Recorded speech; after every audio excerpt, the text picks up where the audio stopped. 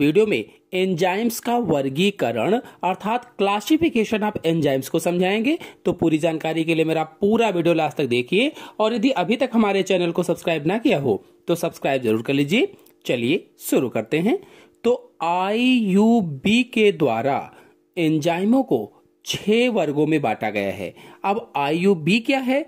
तो I for international, U for union और B for biochemistry, मतलब इंटरनेशनल यूनियन ऑफ बायोकेमिस्ट्री के द्वारा एंजाइमों को 6 भागों में बांटा गया है, जिसमें से पहला है ऑक्सीडोरिडक्टेसिस या डिहाइड्रोजेनेसिस कहा जाता है।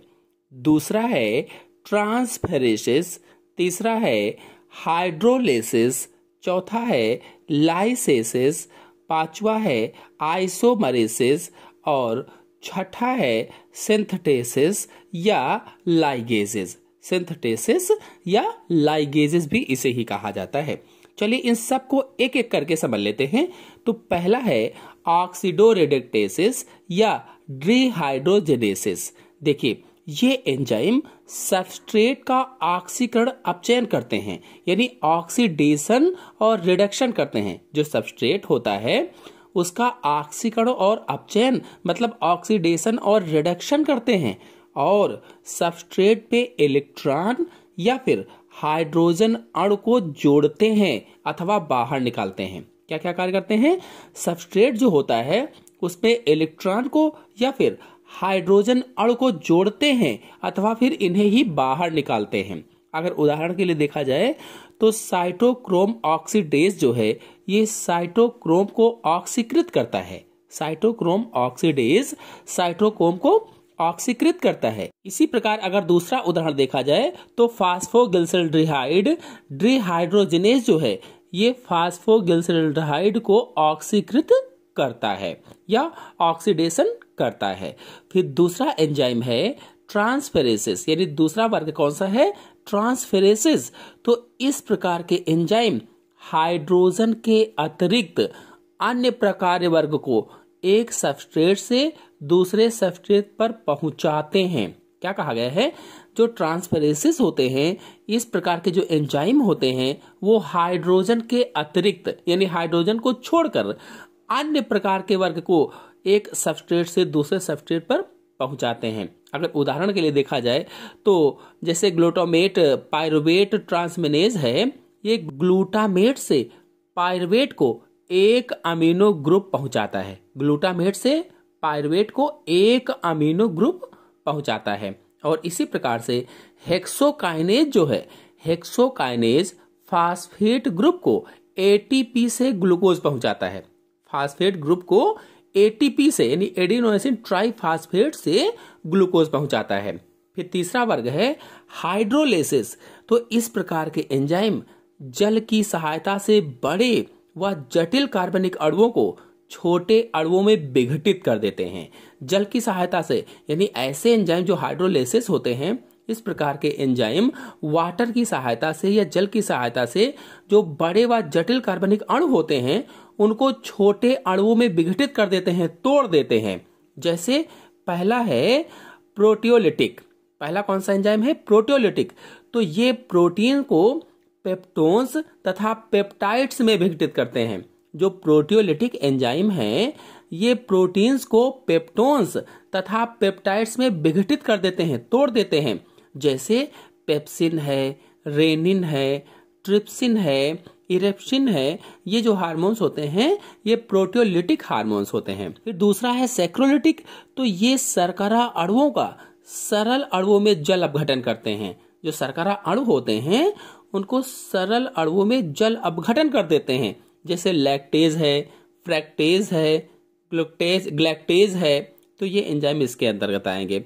फिर है लिपोलिटिक। लिपोलिटिक के अंतर्गत ये लिपिड्स तथा उदासीन वसाओं पर क्रिया करके उनको ग्लिसरॉल में विघटित कर देते हैं। अगर आप लोग लिपिड्स पर वीडियो देखना चाहते हैं, वसा पर देखना चाहते हैं तो चैनल में अपलोडेड है, जाकर के देख सकते हैं। तो जो लिपोलिटिक होते हैं ये लिपिड्स और उदासीन वसाओं पर क्रिया करते हैं और क्रिया करके उनको ग्लिसरॉल में विघटित कर देते हैं। जैसे लाइपेज एंजाइम होता है तो वो लिपोलिटिक होता है। फिर अगला है एमाइलोलिटिक। एमाइलोलिटिक में क्या है, ये मंड का जल अपघटन करके माल्टोज में परिवर्तित कर देते हैं। एमाइलोलिटिक मंड का जल अपघटन करते हैं और जल अपघटन करके माल्टोज में बदल देते हैं। फिर है न्यूक्लियोलेसिस, तो ये न्यूक्लिक एसिड को न्यूक्लियोटाइड्स में विघटित करते हैं। जो न्यूक्लियोलेसिस हैं ये क्या करते हैं, न्यूक्लिक एसिड को न्यूक्लियोटाइड्स में विघटित करते हैं, जो पुनः न्यूक्लियोटाइडेसेस द्वारा न्यूक्लियोसाइड्स में जल अपघटित कर दिया जाता है। यानी न्यूक्लियोटाइडेसेस के द्वारा न्यूक्लियोसाइड्स में जल अपघटित कर देते हैं। फिर है अगला एमिडेजेस। एमिडेजेस में ये यूरिया और आर्जिनिन तथा प्यूरिन को विघटित करते हैं। जो एमिडेजेस हैं ये यूरिया है, आर्जिनिन है और प्यूरिन है, इनको विघटित करते हैं। जैसे यूरेज है और इसी प्रकार से आर्जिनेस है और इसी प्रकार से प्यूरिनामिडेज है, तो ये इसके अंतर्गत आ जाएंगे। फिर अगला है इन्वर्टेजेस। तो इन्वर्टेजेस में ये डिसैकराइड्स को मोनोसैकराइड्स में परिवर्तित करते हैं। यानी डाइसैकराइड्स को किसमें परिवर्तित कर देते हैं, किसमें बदल देते हैं, मोनोसैकराइड्स में बदल देते हैं। जैसे इन्वर्टेज है, माल्टेज है, ये इसके अंतर्गत आएंगे। फिर अगला वर्ग है, अगला समूह है लाइसेसेस। तो इस प्रकार के एंजाइम जल अपघटन के बिना ही सह संयोजक बंधों के विघटन को उत्प्रेरित करते हैं। जो लाइसेसेस हैं ये एंजाइम जल अपघटन के बिना ही सह संयोजक बंधों के विघटन को उत्प्रेरित करते हैं। जैसे एल्डोलेज, तो फ्रैक्टोज 1,6 डाइफास्फेट को डिहाइड्रोक्सी एसीटोन फास्फेट और 3-फास्फोग्लिसरॉल्डिहाइड में तोड़ देता है। और फिर अगर दूसरे उदाहरण को देखा जाए तो हिस्टिडीन डी कार्बोक्सिलेज है, ये हिस्टाडीमीन को के कार्बन परमाणुओं के बीच से सहसंयोजक बंधों को तोड़कर CO2 व हिस्टामीन बनाता है। फिर अगला वर्ग है, अगला समूह है आइसोमरेसिस। तो आइसोमरेसिस के अंतर्गत ये अणुओं में परमाणुओं के विन्यास में परिवर्तन करते हैं, अणुओं में परमाणुओं के विन्यास में, और इस प्रकार एक समावय या आइसोमर से दूसरा समावय बनाते हैं। जैसे इसमें पहले उदाहरण को देखा जाए तो फास्फोहेक्सेज आइसोमरेज जो है ये ग्लूकोज 6 फास्फेट को फ्रैक्टोज 6 फास्फेट में बदल देता है।